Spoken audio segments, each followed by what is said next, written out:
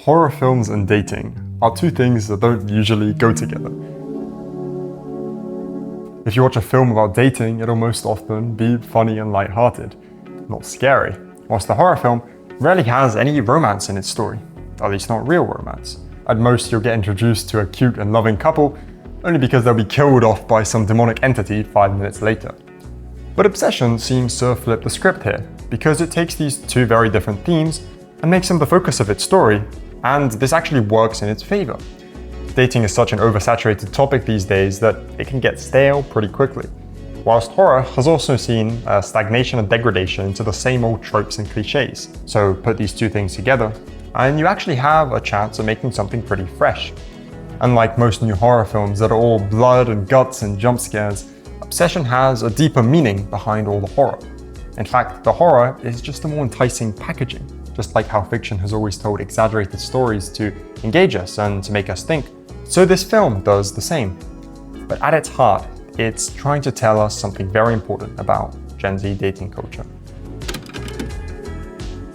The main character, Bear, is clearly deep into the friend zone, and unfortunately, he has quite strong feelings for his friend and colleague Nikki, yet he has trouble telling her this. And this internal discrepancy is the inciting conflict of the story. Although Bear is quite a social person, we see he is good friends with his colleagues at work, he cannot seem to naturally escalate with Nikki. He says to himself that he will finally tell her how he feels, but he bails out at the last moment, even when Nikki directly asks him if he likes her. He's handed a golden ticket and yet he declines it. Because Bear wants the girl without the risk. He wants her to fall in love with him, but he doesn't want to open up to her, to be vulnerable in front of her, because he's scared of rejection. When it's precisely this vulnerability that he eschews that is the foundation of most relationships. A relationship exists precisely because of the intimate and romantic vulnerability partners share with each other, that they don't with anybody else. So by Bear refusing to be honest to Nikki and open up, he's killing any real connection that they could have built.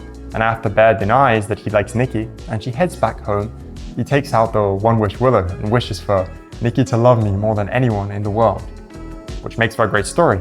But even more than that, it's Bear saying, I do like you, Nikki, but I won't say it to your face. Authentic romantic connection requires a vulnerability and honesty that Bear simply isn't willing to give. And he is forced to learn this the hard way, when his wish actually comes true. The idea of a crush is a very strange notion, an almost childish notion. Bear exhibits this exact tendency in the film of feeling a need to confess his love to a girl, practicing it, rehearsing it, talking about it with his friends. But this is going about it in all the wrong ways, because a relationship doesn't begin from an abrupt confession, but it gradually grows. A confession goes from 1 to 100, and this is understandably very jarring for a woman on the receiving end. Bear even receives this advice from his friend, who urges him to flirt and tease more, trying to hint towards romantic attraction, and to see how she reacts. But for Bear, this comes off as stiff and unnatural, in large because he idealizes this girl so much that he cannot ever relate to her in any sort of romantic or flirtatious manner. He's gotten so used to being a friend that he confines himself to this mold, and he doesn't even realize he must leave it for Nikki to ever see him as anything else. And that doesn't mean confessing to her, that means showing it in actions, in small things, that show his affection for her, things that friends wouldn't normally do. For example, if he playfully ridicules her, or puts his hand over her while they are watching a film, and she responds positively, that's the first step to what Bear wants. But Bear looks at it in a different way.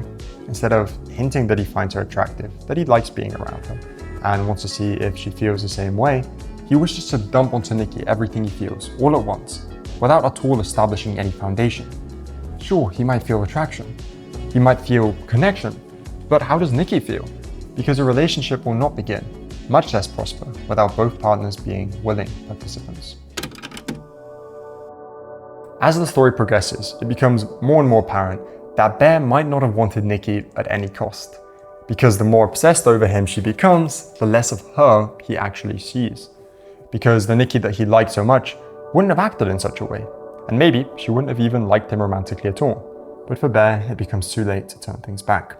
He wasn't honest with Nikki, and when he makes his wish, another Nikki appears that doesn't seem to be genuine, that doesn't seem to be Nikki. And only then does he realize that love cannot be forced. It was better to be honest with Nikki, when he could have, and to receive a genuine rejection than to receive false love. Because as they say, love is a two-way street, And it doesn't matter how much one person loves another. If that love is not reciprocated, the relationship is doomed to fail. As Nikki loses her agency throughout the film and becomes excessively obsessed over Bear, he begins to feel uneasy because of her suffocating obsession, ironically mimicking Bear's love-struck behavior from the start of the film.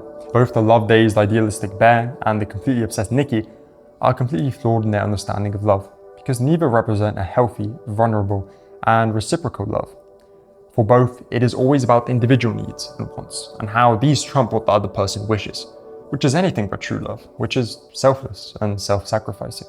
The film is a critique on the shallow and often selfish relationships of young people that only wish to satisfy themselves, viewing the relationship and the other person as a tool for their own happiness, instead of another human being with their own feelings. The type of behavior shown in obsession is anything but actual love, as the title might suggest. It is a cautionary tale for hopeless romantics, that love isn't something you can force onto someone else, but something that must be earned, must be shared with someone else that wants to share it with you. Thank you very much for watching.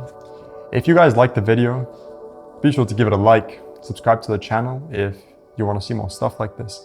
If you like these sort of topics, you want to talk to people about it, engage in meaningful discussion about films, philosophy, etc., be sure to join my Discord server. It is down below. And appreciate you for sticking around, and I'll see you in the next one.